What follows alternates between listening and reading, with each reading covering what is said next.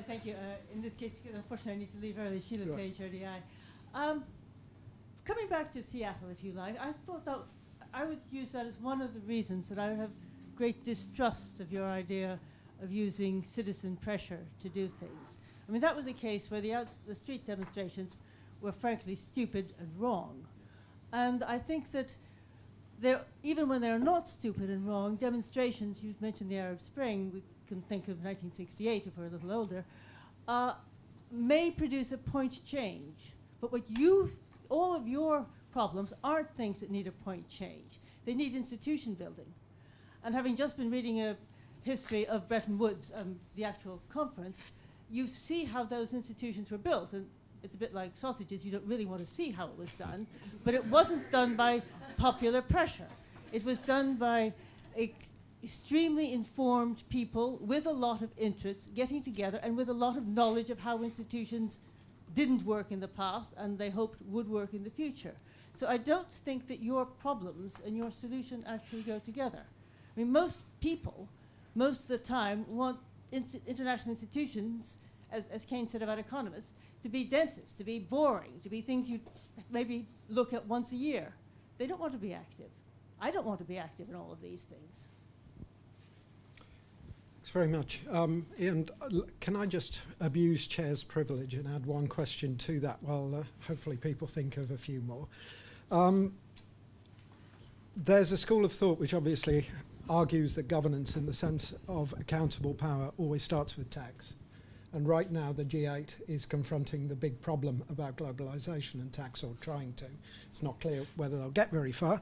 How you stop multinational corporate entities running rings around national tax authorities. Is there at a broader level anything that could come out of not the short-term Laupherne process, but a longer-term focus on revenue at the global level? Might that provide any traction towards some of these bigger issues? Yeah. Should I respond to especially as you might be leaving, and I want you to be able to respond. I think you're right that one shouldn't have some sort of Panglossian view about citizens' actions leading to world change, and there's no evidence that it is. And citizens, when they are active, tend to be very much single issue active, which is good in many ways. Having said that, I think citizens need to raise in their who they vote for parliaments, therefore what parliaments do, what they say is a priority. They need to raise to a much higher profile the global management issues. And that's what I was really saying about citizens. Citizens need to recognize that the management of global affairs or globalization is extremely important to all of their futures. And therefore they should be mandating their governments to do more about it. Now, anything that's agreed at the global level almost necessarily involves some loss of sovereignty. And that's a trade-off, and governments don't like losing sovereignty. So they try and hold on to things. And what we have to empower our governments to do is lose some sovereignty if they want to manage globalization and global affairs. That takes a maturity of political discourse and empowerment of your leadership, which I believe is just lacking, not least in the US, where even talking about foreign affairs in political campaigns seems to be a kiss of death to people. I also think that there's been a capture of politics and of institutions. So it is the case, yes, that these great people were in the room and created Bretton Woods. These institutions have all been captured by all sorts of secondary and tertiary effects. And I think that's not how politics works anymore. I think when institutions are created now increasingly by vested interest and lobby groups. And that's why citizens also need to be more involved. Finally, on institutional reform, the big puzzle is why didn't the financial crisis lead to bigger financial sector institutional reform? So you have a massive crisis. We couldn't expect a bigger crisis. This is on the sort of theory of institutional reform that comes out. They come out of the ashes of crises, like the Bretton Woods. And then the answer that I have to that is you've got to be ready. You've got to actually have the ideas. And so you want a small crisis to transmit into a very big reform process. And that requires sort of susceptibility to the ideas. an awareness, a readiness. And that's also requires citizens to be able to say, yes, that's exactly what we need, and politicians to be empowered to act on it.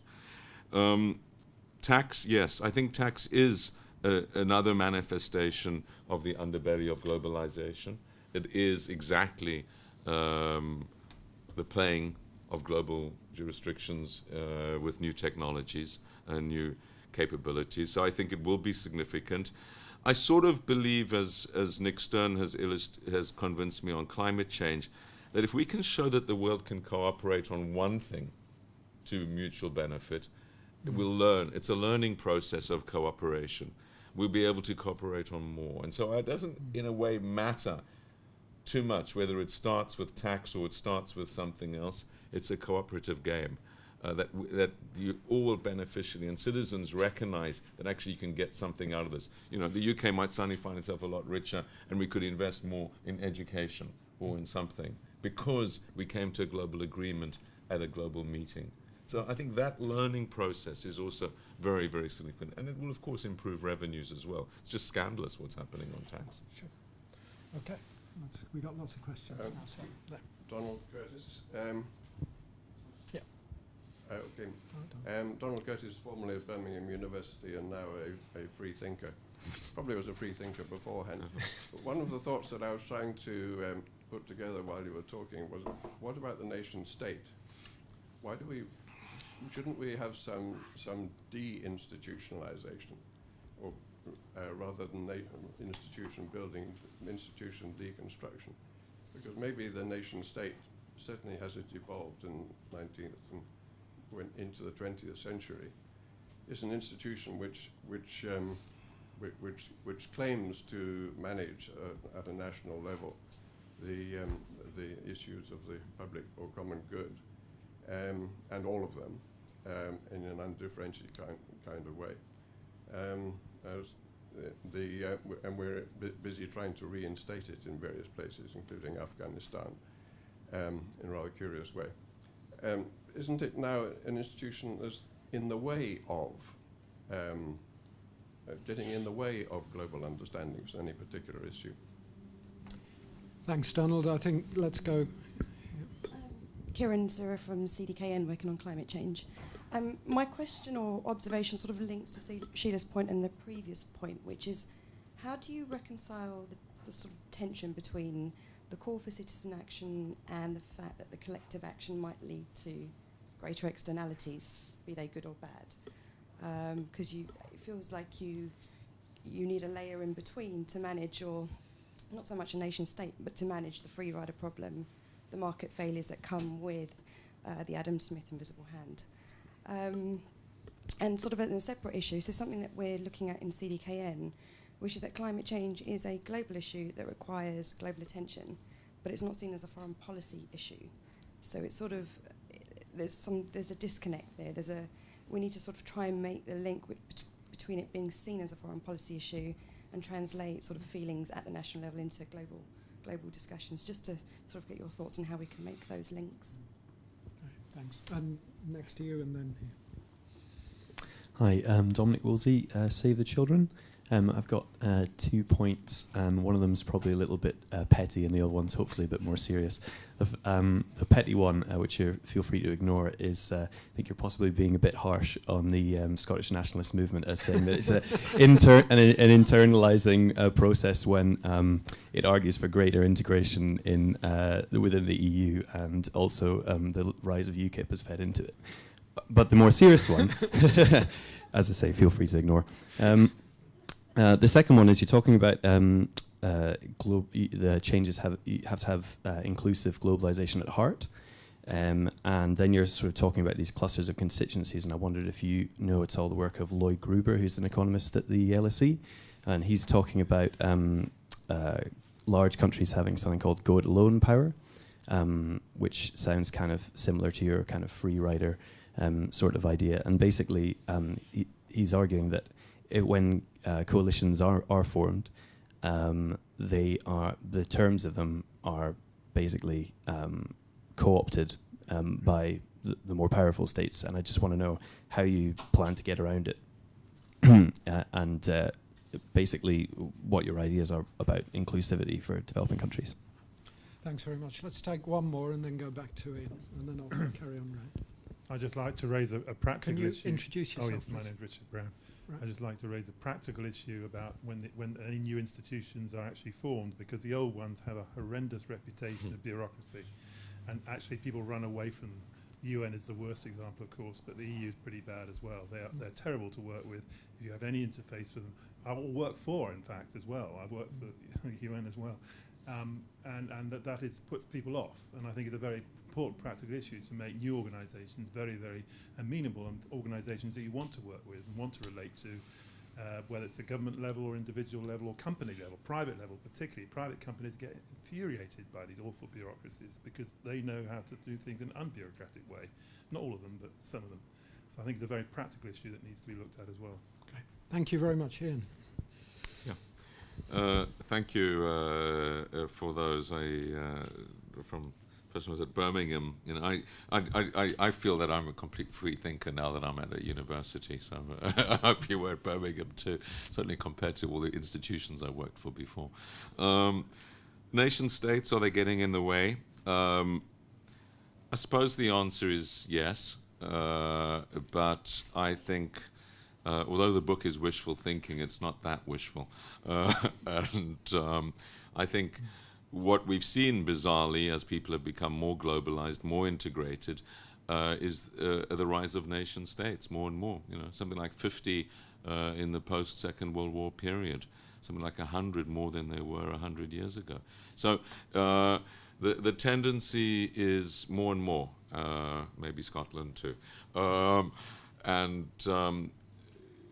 I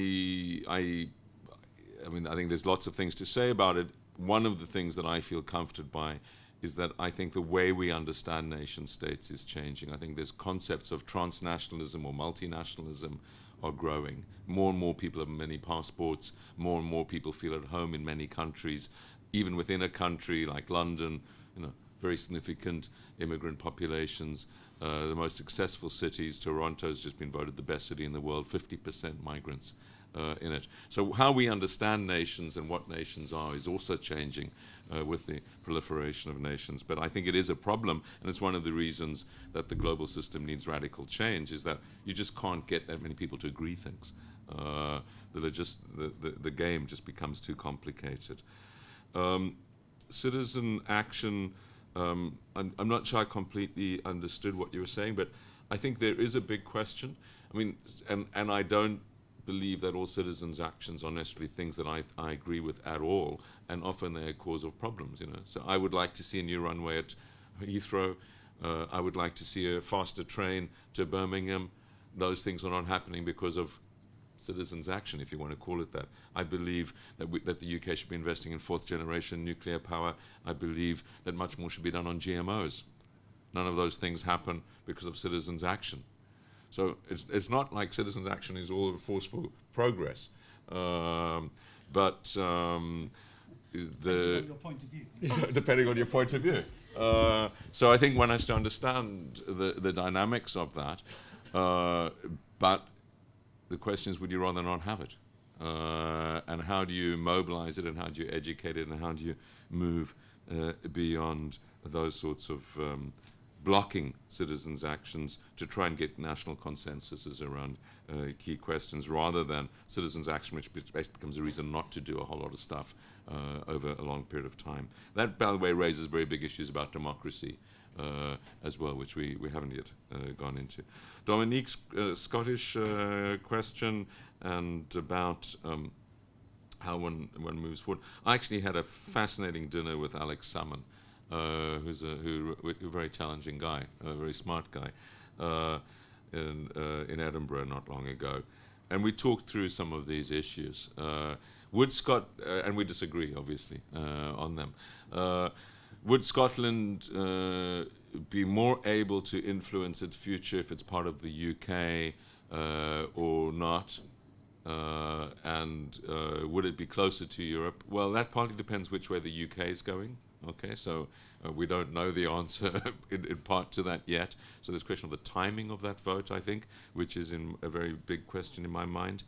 And the second, is what does a small country on the do in Europe, and would it be more effective through bigger coalitions?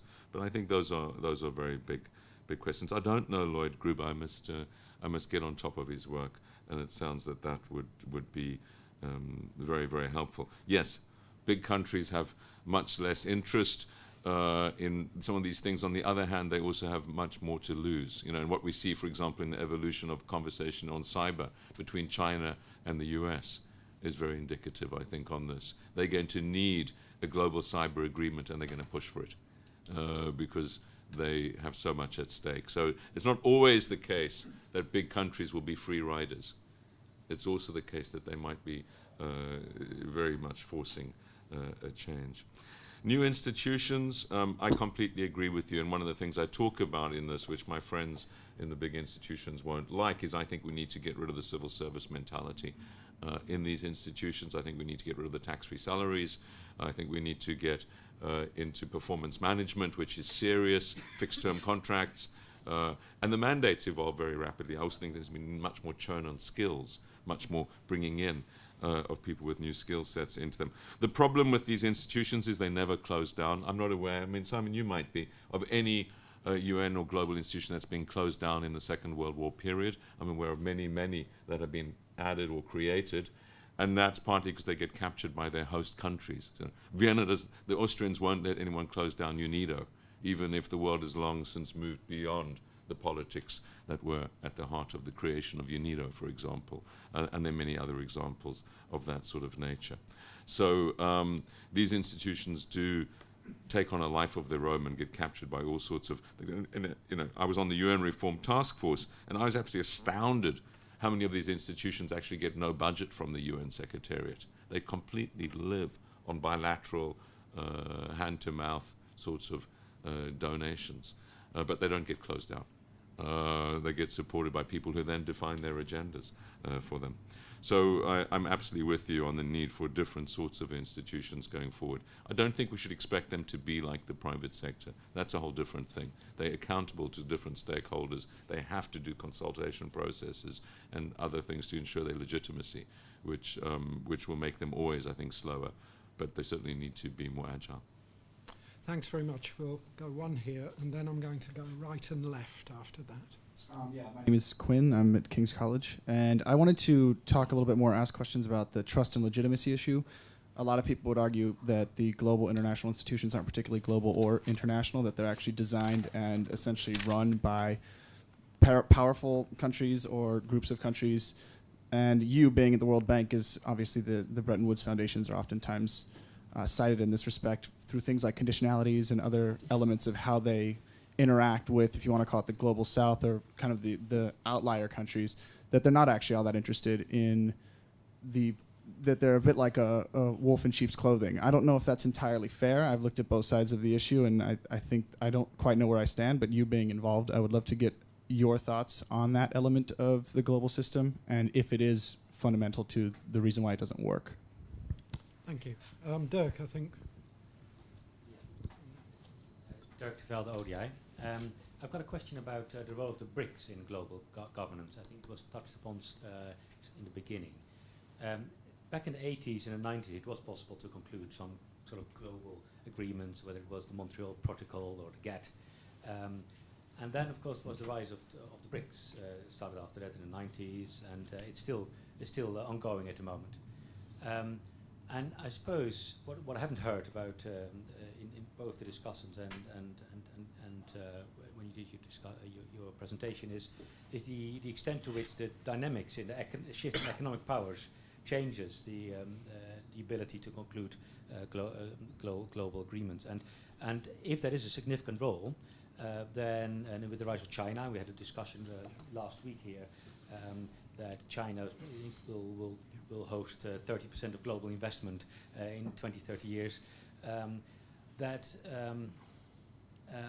will then lead to, we can't actually conclude global agreements for a number, 10, 20 years, but maybe once it has been stabilized, then, and when there's a bit more convergence, then maybe it's more possible to conclude agreements.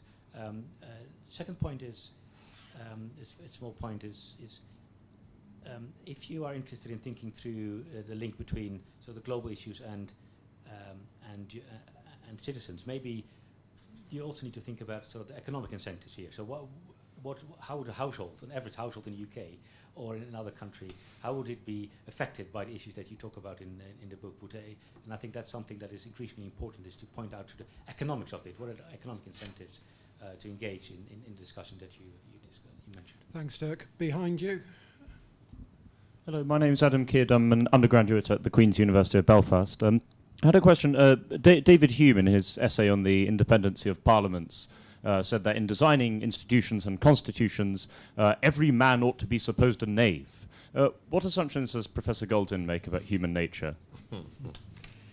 Okay, let's take those quickly, and then I think we'll just fit in another round. Yeah. Yeah. And I don't know if Simon wants to say something on some of these things. Sure. I'll go to you at the end. Yeah, I think I think the characterizations of the Bretton Woods institutions, and certainly the World Bank, as a wolf in sheep's clothing are misguided. It's not a wolf, and I think it is what it is. It's at certain time, and it's rapidly evolving. So if it was a wolf, it's now more like a sort of a sheep itself. It's gone through huge policy failures, and the structural adjustment programs were certainly amongst those. But where it's ended up now is, it's very difficult to say, for me to say that anything the World Bank's doing is wrong. And it doesn't mean it's fantastic, it doesn't mean it's effective, but it's also, I think, the sort of characterization of it as some sort of agent of big business or of the US foreign policy or whatever. I think it's just really off the mark. Every now and again something happens which might be one example of that. The policy with regard to a project in Iran or something. But those are truly exceptional. Does thousands and thousands and thousands of projects, and every now and again something might be political. But I think those are exceptions. The problem with the bank isn't that it's, I think, captured by some political interest. I just think it's not, it's by far the most significant global institution on development. It's not living up to expectations for a set of reasons which are related to skills, for failures of management, inability to learn, lack of self-criticism and adjustment, complacency. There's all sorts of things that are wrong with it, which are management failures, essentially. And there's blind neglect of it by the institutions. They're not, the fact that it's run by American is just crazy, out of date, etc. But that doesn't mean it's captured. I don't think. The question of the BRICS.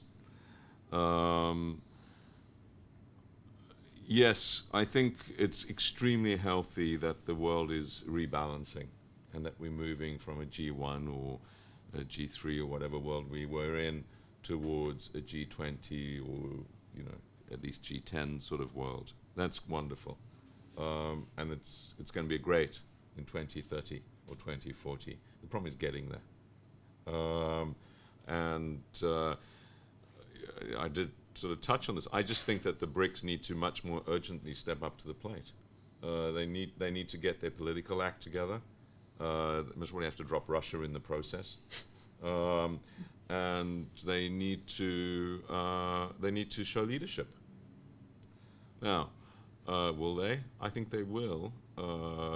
Under different, and this goes back to the variable geometry question. I think they will under different constellations.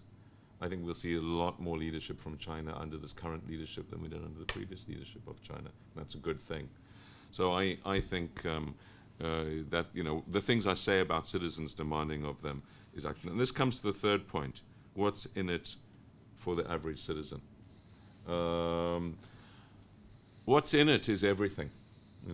There wouldn't have been a financial crisis if the world had been more effectively financially governed. There's hundreds of millions of people that have been laid off in the world because of the failure of global governance. There's terrible consequences in terms of climate change, I believe, already beginning to manifest themselves. And one could go on and on and So what's in it, I believe, is the future security of all citizens and their well-being. I think there's a very high probability that we're going to be overwhelmed by a series of cascading crises in the decades to come. I don't know what they're going to be. I don't know whether they're going to come from pandemics or bioterrorism or finance or whatever. But I think unless we're more able to affect the way that this very complex system evolves, instability is an almost inevitable consequence arising from it. That's going to affect poor citizens in poor countries most. It's going to affect poor citizens in rich countries secondly. But as the kings and queens have discovered in history, they also get killed by pandemics. So it's going to affect everyone. And I think that's the basic problem. So I think it's absolutely fundamental. The problem is short-termism. It's not affecting us today, okay? And so making the arguments of the connection between these issues, showing people that why the financial crisis was a global crisis, how it could have been affected by better global governance, I think is absolutely crucial. What are the assumptions regarding human beings?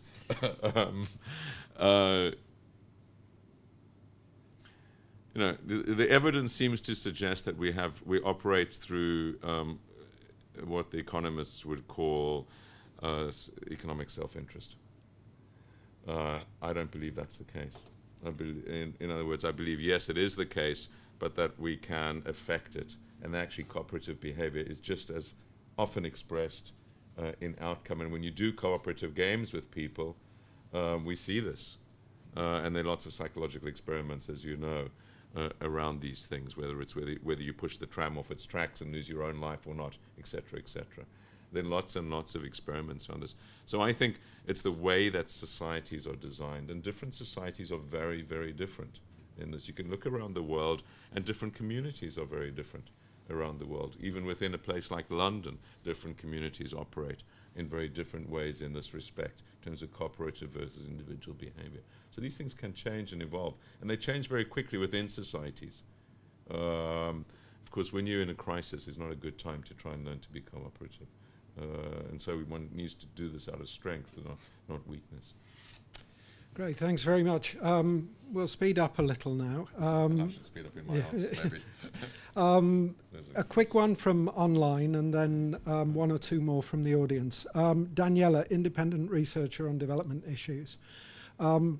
As was stated, the governance capacities do not automatically increase in line with increasing complexity of tasks. The financial crisis is empirical proof of how the markets, far from being self-regulating, are influenced by interdependence among different systems which operate in a turbulent environment. So, what kind of mechanisms are required to create a governance regime for the financial world? And then you've been very patient over here, so, and then one more there.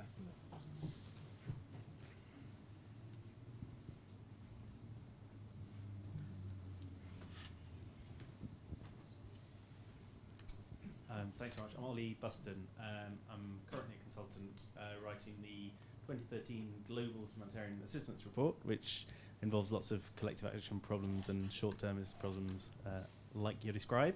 My question is about the G20. So the sort of current wisdom is that there was an economic crisis, the G20 met as heads of state for the first time, Gordon Brown saved the world, and then it's sort of gone downhill from then in terms of the G20 effectiveness. Certainly if you talk to the sort of G8 Sherpas, they're a bit dismissive about the ability of the other countries to handle it, and there's a sense of a lack of continuity between chairs and all that. But I wonder if actually the G20 will reassert itself, possibly quite quickly, if there's a good crisis, or a strong chair, or a strong NGO movement, and that it might be more of the solution than we think. It has a goodish combination of legitimacy and effectiveness, even though Africa is underrepresented and all the rest of it. I wonder if we should think a bit more about the G20. Right. Thanks very much, Ollie. I'll take one last question. Apologies to anyone who hasn't had a turn. I know there are a few more. Wait for the mic because of the online audience. Thanks for the presentation. Gareth Wall from the Commonwealth Local Government Forum and also the University of Birmingham.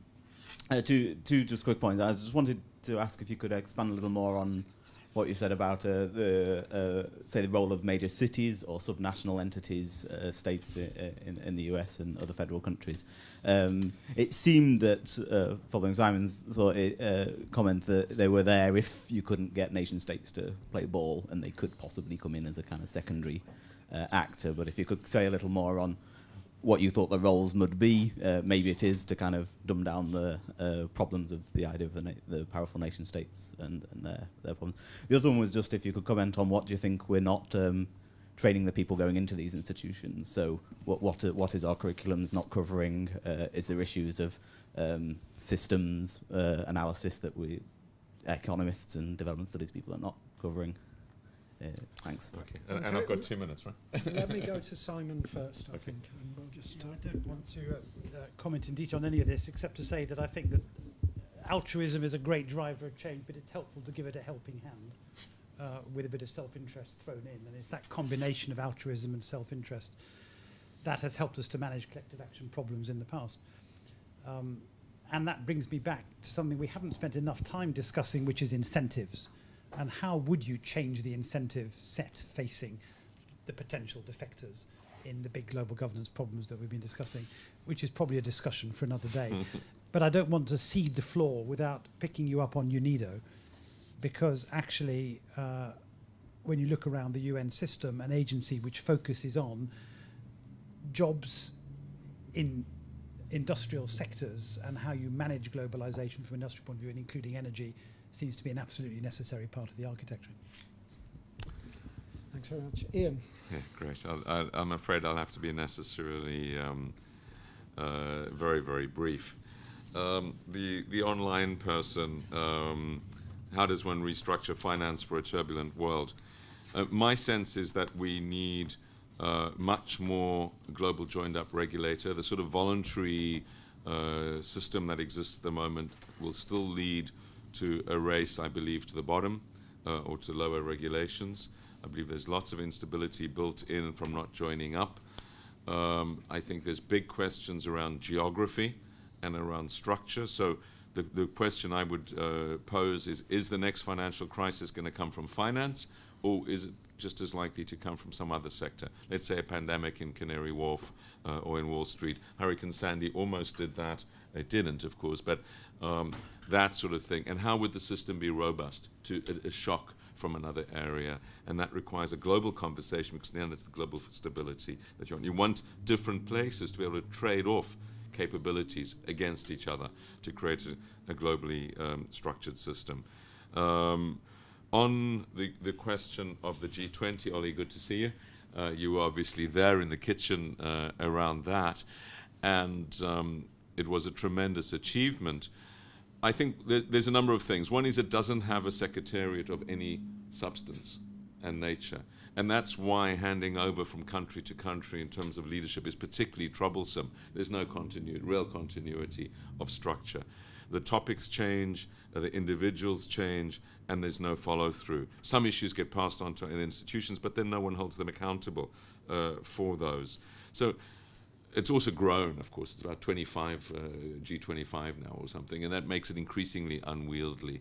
So I think, yes, it is the right sort of thing. It happened much quicker and much more effectively, but I think in the end, I don't think history is going to have a lot to show for it. We need to find other ways of doing it, and this goes back to the variable geometry point.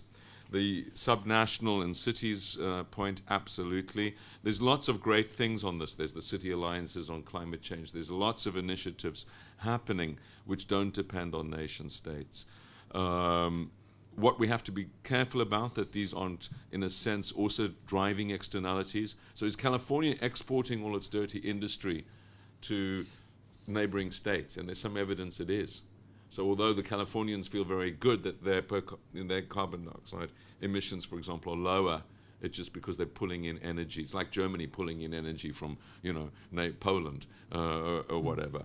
One has to be very careful that one's summing up, and then you get into these questions of trading, border controls, pricing things from cradle to grave. in the structure of the commodities and things, which I think becomes extremely important.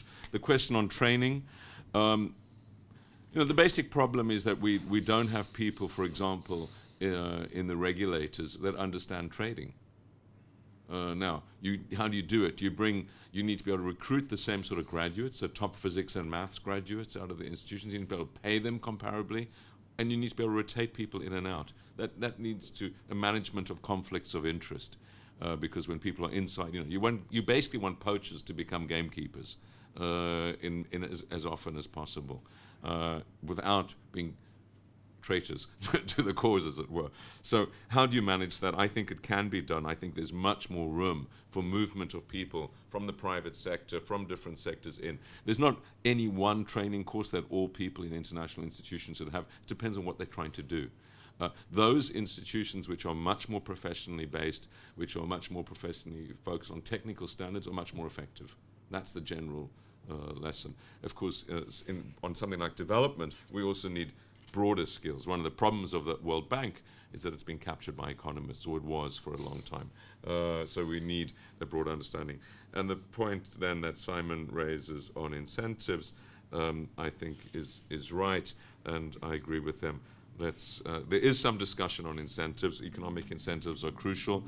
Peer group incentives are crucial, and also incentives which can be a hard stick. And that goes back to this question of, do you impose trade restrictions, or do you impose sanctions? Do you impose other forms of restrictions? Consumer pressure, and this goes back to the first point I raised, consumers can exercise great pressure. As we've seen with corporations, as we've seen with countries, when consumers get mobilized, they can provide a very effective incentive for people to change. Thanks very much, Andrew. Thank you very much, Ian. Just to remind you all that there are copies of the book available for anyone who'd like to. I'll go and sit there. People want to have a little chat as well. Yeah. Happy to carry on the conversation. Yeah, that's great. And let me just one final thought, which is I think there are.